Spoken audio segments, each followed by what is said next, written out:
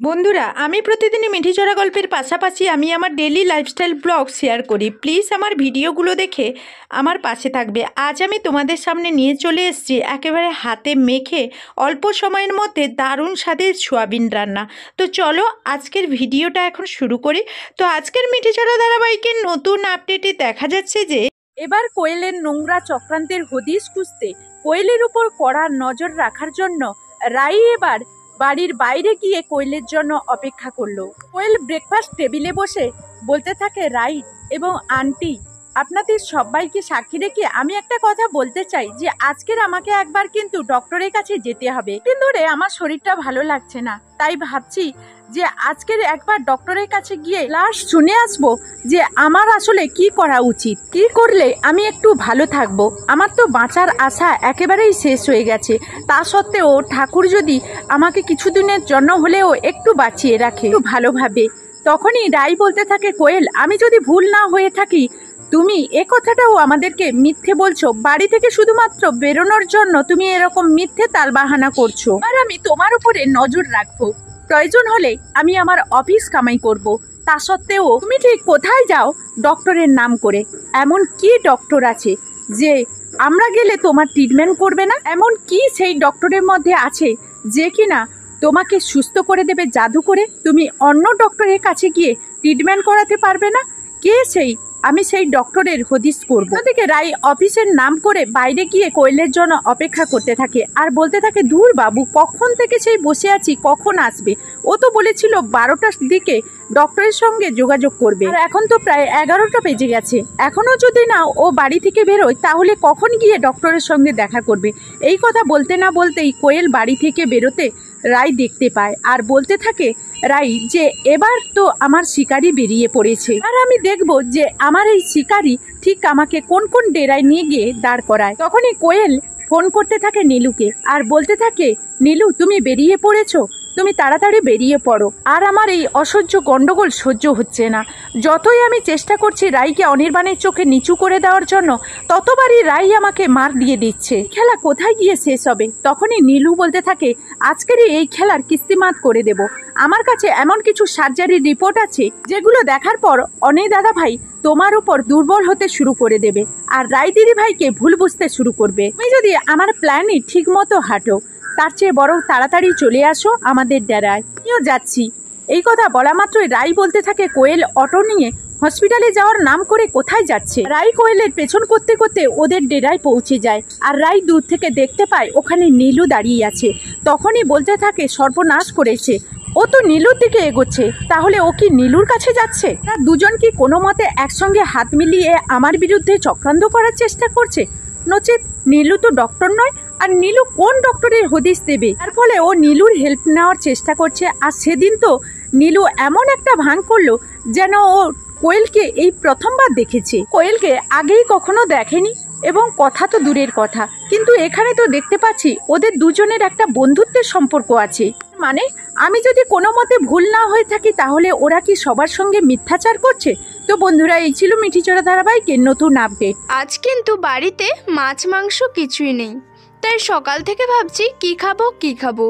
ভাবলাম দোকান থেকে এক প্যাকেট সোয়াবিন কিনে নিয়ে আসি। আজ আমি প্রেসার কুকারে মাত্র 10 মিনিটে তোমাদের সামনে তৈরি করে ফেলবো সয়াবিনের একটা দারুণ রেসিপি। তো সয়াবিন তো আমরা অনেকভাবে খেয়েছি, তাই না? আর সয়াবিন রান্না করতে কিন্তু অনেক সময় লাগে। আজ আমি মাত্র 10 মিনিটে তোমাদের সামনে একটা দারুণ সয়াবিনের রেসিপি নিয়ে হাজির হয়ে গেছি। তো আজ এই রান্নাটা কিন্তু আমি প্রেসার কুকারের মধ্যেই করব। তো চলো ভিডিওটা শুরু করা যাক। আমি প্রথমে নিয়েছি এখানে একটা সয়াবিনের প্যাকেট। এটা কিন্তু 10 টাকার প্যাকেট, আমি একটা নিয়েছি, তোমরা 2টো 3টে যেমন খুশি নিতে পারো। আর নিয়েছি কিছুটা পরিমাণ উষ্ণ গরম জল। জলটা কিন্তু আমি সয়াবিনের মধ্যে দিয়ে দিলাম আর চামচ দিয়ে কিন্তু সয়াবিন আর জলটাকে খুব ভালোভাবে একসঙ্গে মিশিয়ে নিলাম। এখন এটা একদিকে সরিয়ে দিচ্ছি আর এদিকে আমি একটা পাত্রে নিয়েছি 1 চা চামচ গোটা জিরে, 1 চা চামচ গোটা ধনে, মৌরি, লবঙ্গ, এলাচ, দারুচিনি, আর নিয়েছি 2টো তেজপাতা। তেজপাতাগুলোকে আমি এইরকম ছোট ছোট করে কেটে নিয়েছি। এখন কিন্তু আমি এই সবগুলো মশলাকে একসঙ্গে কড়াইতে দিয়ে দিলাম আর মিডিয়াম হিট করে কিন্তু কড়াইতে অনবরত ভেজে নিচ্ছি। হালকা ভেজে নেব এখন এগুলোকে। এখন কিন্তু এগুলো আমার ভাজা হয়ে গেছে, আর এদিকে আমি শিলনোড়াইতে এগুলো নামিয়ে নিচ্ছি।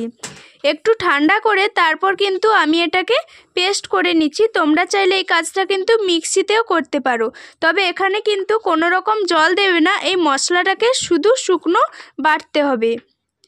বেটে নিলাম। আর এদিকে আমি একটা কড়াই বসিয়ে দিয়েছি, কড়াইতে দিয়ে দিচ্ছি বেশ কিছুটা পরিমাণ সর্ষের তেল। একটু বেশি করেই তেলটা দিলাম। আর তেলটা দেওয়ার পর এখন দিয়ে দিচ্ছি 3 থেকে 4 কোয়া মতো রসুন। তোমরা কিন্তু এখানে 5 থেকে 6 পিসও রসুন দিতে পারো। আর দিয়ে দিচ্ছি পরিমাণ মতো আদা কুচি। আমি এখানে কুচনো আদা ব্যবহার করছি, আর 3টে মিডিয়াম সাইজের কুচনো পেঁয়াজ। তো এখানে কিন্তু আমি রসুনও বাটিনি, আদাও বাটিনি, সব কিছু গোটা দিলাম। আর দিয়ে দিচ্ছি একটা মিডিয়াম সাইজের কুচনো টমেটো।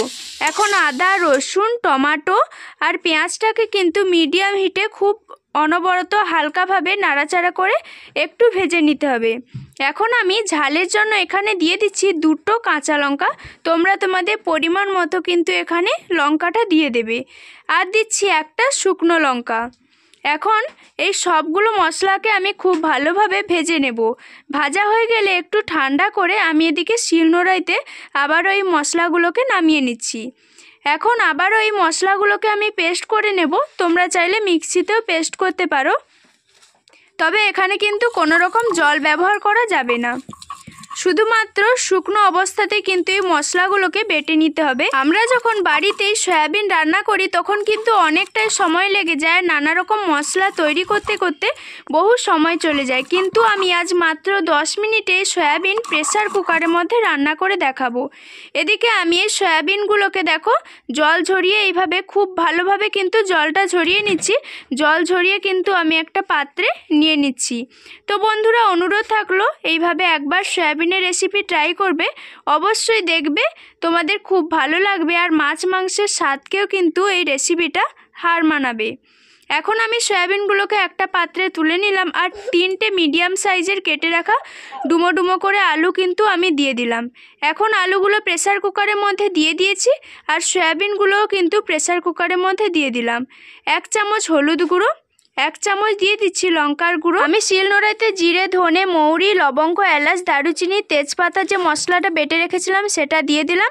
আর আমি যে তেলে ভেজে রেখেছিলাম, যেই মশলা পেস্ট করে রেখেছিলাম সেটাও দিয়ে দিলাম। এখন স্বাদের ব্যালেন্সটা ঠিক রাখার জন্য আমি দিয়ে দিচ্ছি কিছুটা পরিমাণ চিনি, দিয়ে দিচ্ছি পরিমাণ মতো লবণ, আর এখানে দিচ্ছি কাশ্মীরি লঙ্কার গুঁড়ো। তোমরা চাইলে এটা স্কিপও করতে পারো। আমি কিন্তু এখানে আরও কিছুটা পরিমাণ টমেটো কুচি দিয়ে দিচ্ছি, তোমরা চাইলে এটা কিন্তু স্কিপ করতে পারো। আর ঝালের জন্য কিন্তু 4 পিস মতো আমি এখানে লঙ্কা দিয়ে দিলাম। এখন দিয়ে দিচ্ছি 3 থেকে 4 চা চামচ সর্ষের তেল। এখন এই সবগুলো মশলা আর সয়াবিন আলুটাকে কিন্তু একসঙ্গে হাত দিয়ে খুব ভালোভাবে মিশিয়ে নিতে হবে, খুব ভালোভাবে মেশাতে হবে। আর এই রান্নাটা কিন্তু আমি আজ মাত্র 2টো সিটি দেব প্রেসার কুকারের মধ্যে, 2টো সিটি দিয়ে কিন্তু করব। এখন আমি অল্প জল দিলাম, তোমরা তোমাদের গ্রেভি যেই রকম রাখবে সেই রকম জল দেবে। এখন কিন্তু প্রেসার কুকারের ঢাকনাটা আমি লাগিয়ে দিচ্ছি। এইভাবে প্রেসার কুকারের ঢাকনাটা কিন্তু বন্ধ করে দিলাম। প্রেসার কুকারের ঢাকনাটা খুব ভালোভাবে বন্ধ করে এখন চলে এসেছি উনুনের দিকে। এখন কিন্তু আঁচটা একদমই মিডিয়াম করে রেখেছি, আর আমি এখানে 2টো সিটি দেব। তোমাদের আগেই বলেছি 2টো সিটি দেওয়ার পর আমি কিন্তু ঠান্ডা করে নিয়েছি। আর তোমাদের কিন্তু অবশ্যই এখানে 10 থেকে 15 মিনিট গ্যাসের আঁচটা বন্ধ করে এই প্রেসার কুকারটাকে পুরোপুরি ঠান্ডা করে নিতে হবে, না হলে কিন্তু আমার গ্রেভিতে একটা আলাদা কালার এসছে, দেখে নিশ্চয়ই বুঝতে পারছো। এই কালারটা কিন্তু আসবে না, কালারটা পুরোপুরি নষ্ট হয়ে যাবে। আর দেখো আমার রান্নাটা কত সুন্দর হয়েছে, আলুগুলো কিন্তু পুরোপুরি সেদ্ধ হয়ে গেছে। এখন আমি এটাকে কিন্তু একটা পাত্রে নামিয়ে নিচ্ছি। তো বন্ধুরা, তোমরা যদি আমার এই ভিডিওটা ফেসবুক পেজ থেকে দেখো, অবশ্যই পুতুল ফ্যামিলির পেজটাকে একটা ফলো করে লাইক কমেন্ট করে পাশে থাকবে। আর এখন দেখো আমি তোমাদের সয়াবিনটা কত সুন্দরভাবে সেদ্ধ হয়েছে আর কতটা নরম হয়েছে, পুরো যেন পনিরের মতো হয়েছে। ওপর থেকে কিছুটা পরিমাণ ধনেপাতা এইভাবে ছড়িয়ে দিচ্ছি যাতে খেতে খুব ভালো লাগে। এখন আমার রেসিপিটা পুরোপুরি তৈরি হয়ে গেছে। তো অনুরোধ থাকলো অবশ্যই একবার এইভাবে রেসিপিটা ট্রাই করবে, মাছ মাংসের স্বাদকেও কিন্তু হার মানাবে। আর আমরা অনেকভাবেই কিন্তু সয়াবিন রান্না করেছি, তাতে অনেক সময় খরচ হয়, এইভাবে বানালে অনেকটা সময় বেঁচে যাবে। আজকের ভিডিওটা এই পর্যন্ত, এখনকার মতো বিদায় নিচ্ছি।